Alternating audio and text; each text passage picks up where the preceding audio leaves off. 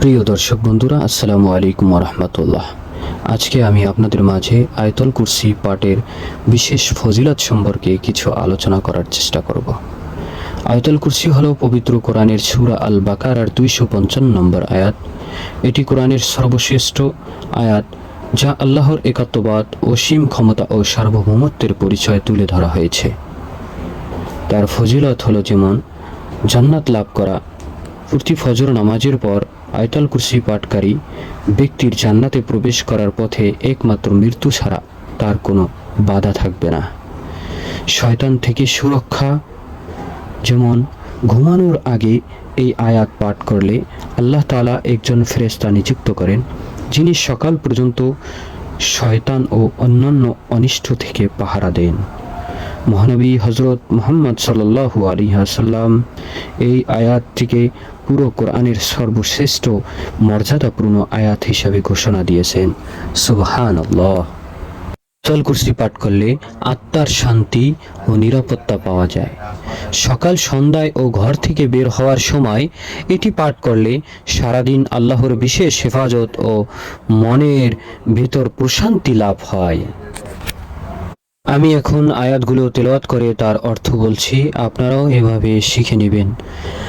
বিসমিল্লাহির রহমানির রহিম। শুরু করছি আল্লাহর নামে, যিনি অতি দয়ালু, চিরদয়াময়। আল্লাহু লা ইলাহা ইল্লা হুয়াল হাইয়ুল কাইয়্যুম।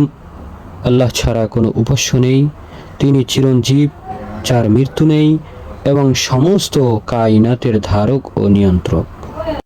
লা তাখুযুহু সিনাতু ওয়ালা নাওম। তাকে কোনো প্রকার তন্দ্রা বা ঘুম স্পর্শ করতে পারে না। তিনি সব সময় সৃষ্টির খবর রাখেন।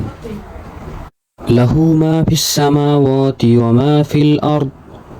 আসমান ও জমিনে যা কিছু আছে সব কিছুর একমাত্র মালিক ও অধিপতি তিনি।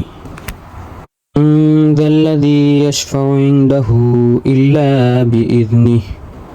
তার অনুমতি ছাড়া তার দরবারে সুপারিশ করার সাহস কার আছে? ইয়ালামু মা বাইনা আইদিহিম ওয়া মা খালফাহুম।